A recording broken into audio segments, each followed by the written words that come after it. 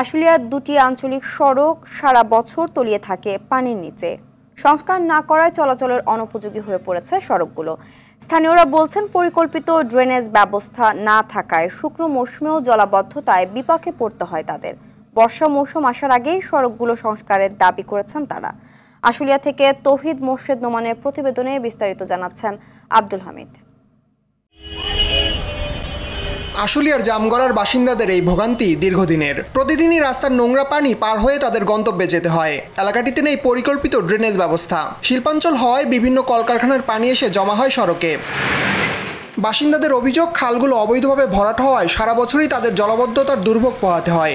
এছাড়া সড়কগুলোর বেহাল দশায় প্রতিনিয়ত নানা দুর্ঘটনার শিকার হতে হচ্ছে তাদের। রাস্তার যে অবস্থা, এটা ভাষায় প্রকাশ করার মতো না।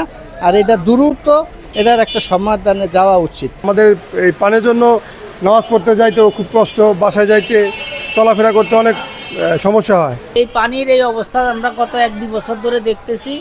এতে করে আমাদের চলাফেরার সমস্যা, বাচ্চা কাচ্চা স্কুলে যাইতে পারে না, নামাজ কলমা পড়তে পারি না, এবং কি একটা কাস্টমার আমাদের দোকানে আসতে পারে না।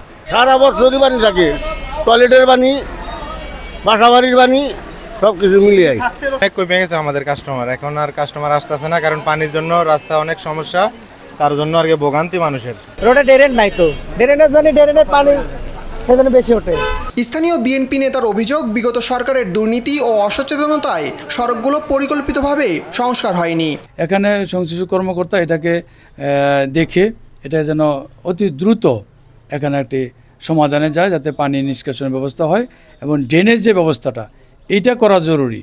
ড্রেনেজ ব্যবস্থা করলেই আমি মনে করি পানি আর এখানে জমবে না।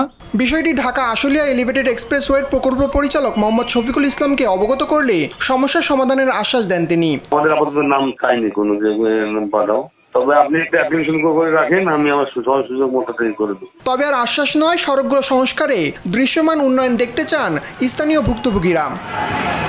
আব্দুল হামিদ, RTV।